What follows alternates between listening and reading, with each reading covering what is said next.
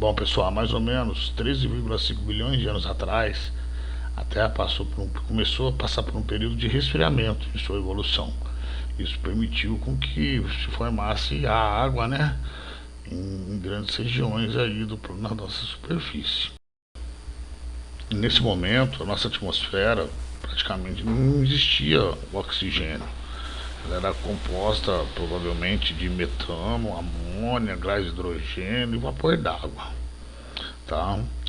Mas ela ainda estava sob incidência de várias descargas elétricas que fornecem energia para o material, para a matéria inorgânica. E também não existia camada de ozônio, do gás ozônio. Isso favorecia a entrada abundante de ultravioleta, uma alta incidência deles, que promove reações químicas, tá? E formando nessa atmosfera, com essas reações, moléculas maiores, mais pesadas, né? Moléculas orgânicas, né? Já de material orgânico. E essas moléculas maiores provavelmente se precipitavam com a chuva e começaram a povoar, vamos dizer assim, os oceanos, que se tornaram, vamos dizer assim, um lugar muito fértil para o desenvolvimento da vida. É uma sopa de matéria, provavelmente com muitas reações químicas, favorecer o desenvolvimento da vida.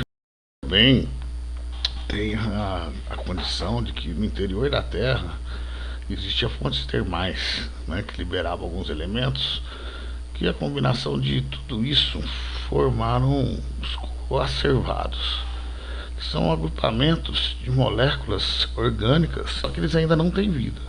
São apenas moléculas orgânicas que conseguem se organizar e de alguma forma trocar substância entre ele e o exterior. E essa troca de substância entre o interior desse agrupamento e o exterior pode ter, dentro desse interior aí, né, ocorrido reações químicas tais que fez com que eles se organizassem de uma forma cada vez mais complexa e de alguma forma a presença de ácido nucleico nesse ambiente promoveu a possibilidade deles se autorreplicarem, dando origem a uma célula bem primitiva, que já podemos chamar de vida, porque ela consegue fazer uma autorreplicação, né? Então é uma das hipóteses, né, e a mais aceita hoje em dia sobre a origem da vida.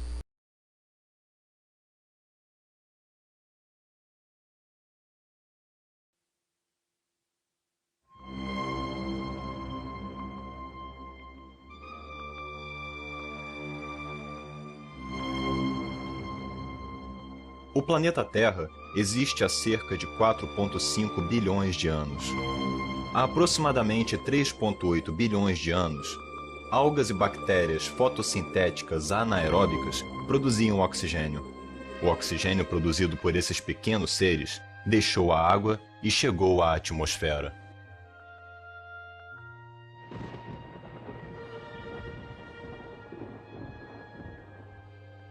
Com o passar do tempo, o oxigênio, aqui representado pelas pequenas esferas azuis, difundiu-se por todo o planeta.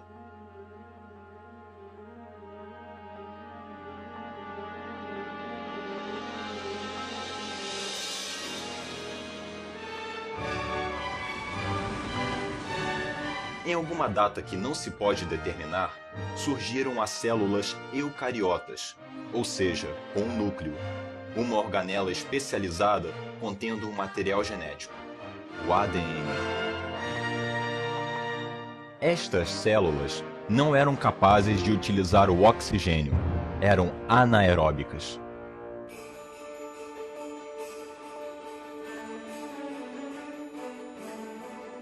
Dentre as diversas células existentes, algumas eram capazes de utilizar o oxigênio, mas eram a minoria. O aumento de oxigênio na água tornou o ambiente desfavorável para a maioria das células anaeróbicas que não eram capazes de utilizá-lo.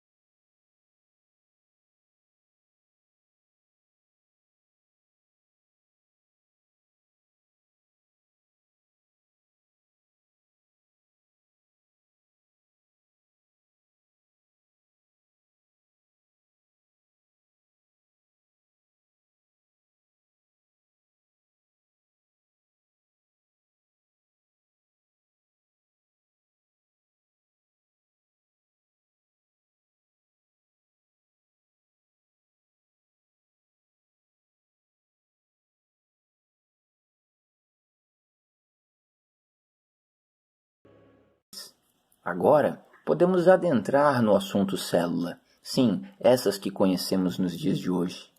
As células podem ser definidas como as menores unidades estruturais e funcionais de todos os seres vivos.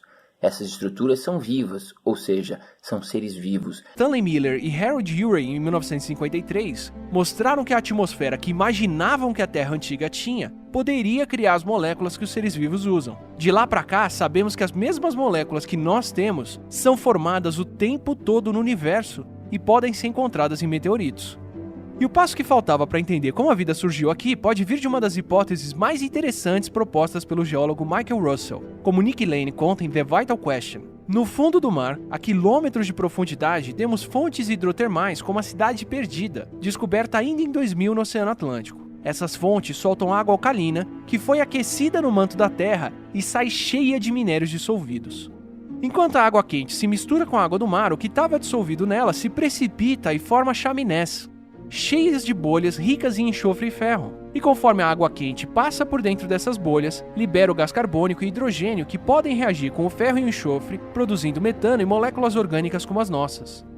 Essas condições são ótimas para produzir energia ou as membranas das células, como todos os organismos fazem, e em condições que devem ocorrer em vários outros planetas pelo universo, e quem sabe em luas como Titã de Saturno e Europa de Júpiter, o que dá vida a ser criado melhor. Quando fazemos uma árvore da vida da mesma forma que comparamos as palavras entre as línguas, encontramos na origem dela organismos que vivem em fontes termais como a Cidade Perdida, e que usam justamente metano e hidrogênio como fonte de energia.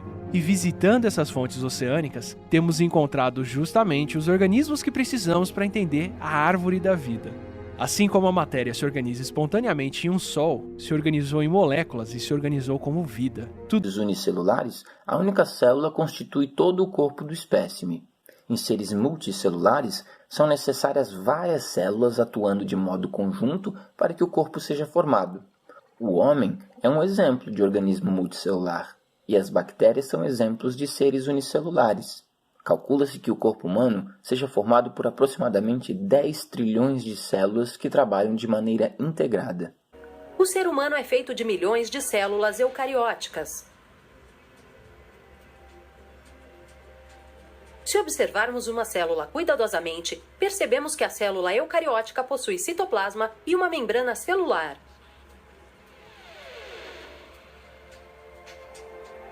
Esta membrana é uma bicamada lipídica e proteica, apresentando inúmeros canais de proteínas que regulam a entrada e a saída de substâncias. Observamos também algumas outras organelas dentro dela, mergulhadas no citoplasma. A estrutura mais importante é o núcleo.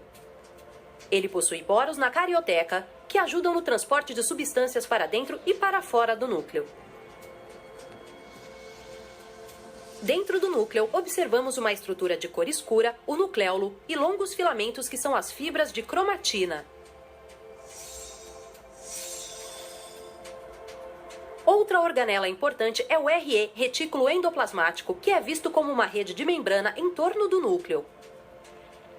O RE realiza o transporte de substâncias. Há dois tipos de RE. Um tipo é liso e o outro é granuloso, devido à presença de ribossomos aderidos. Vamos compreender a importância da mitocôndria. Elas são em forma de salsichas e têm dupla camada de membrana. A camada externa é lisa, mas a camada interna tem pregas chamadas cristas. As enzimas mitocondriais convertem as moléculas de glicose em ATP, que é chamado de forma biológica de energia. Assim, a mitocôndria age como uma casa de força para toda a célula.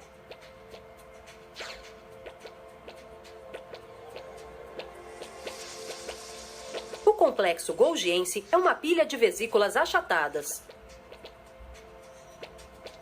Essas vesículas liberadas pelo complexo golgiense podem ser os lisossomos, que contêm enzimas digestivas.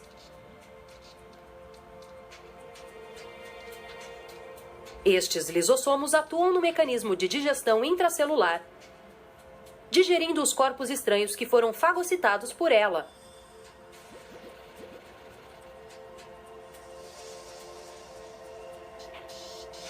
Os centríolos são vistos junto ao núcleo. Eles são em número de 2 e estão dispostos perpendicularmente uns aos outros. Os centríolos desempenham um papel importante na divisão celular.